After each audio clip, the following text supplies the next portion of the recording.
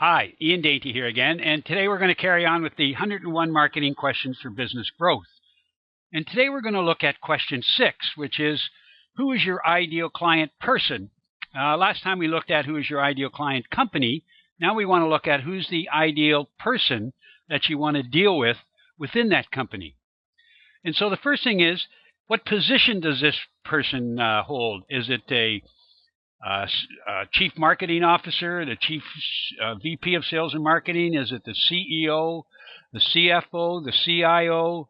Everybody's a C-level, but it should be the C-level that you're dealing with. If you're not dealing with the C-level, then you're probably not going to, it's going to take you a lot longer to sell than it is normally. Because you want to deal with the person, the top person that's going to make the final decision and has access to funds for the type of product or service that you're offering, okay, has access to the funds and can free up those funds. That's the important thing that you want to look at.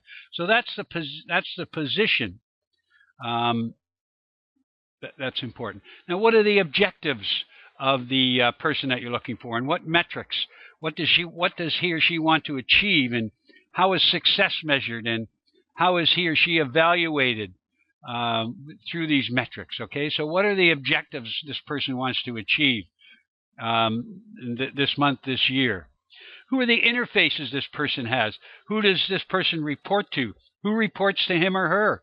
And who does he deal with on the outside, or who does she deal with on the outside? So the primary interfaces, their peers, their subordinates, superiors, outsiders, and what stakeholders does he or she interface with? So these are all important to know, so that you know your ideal client person and what type of person this is, and how you can approach that person. What challenges does he or she face?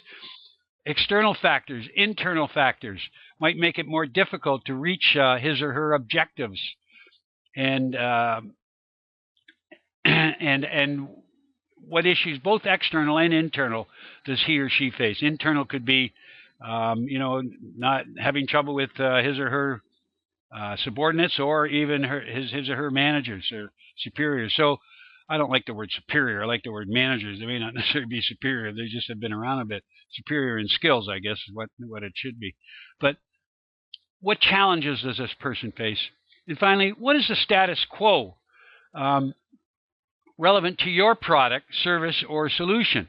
What would cause this person to change from the status quo, and what would cause this person to stay with the status quo even if they're not happy with it? So it's important, and it's more than important, it's necessary for you to understand all 5 of these positions of the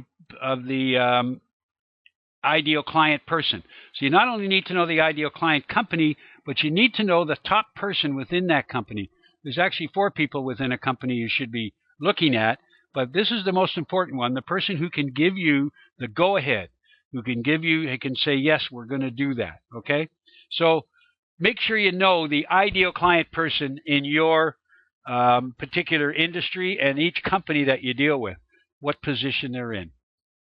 So for questions, please send them to my email address, which is also below. You can just click on it and send me a question.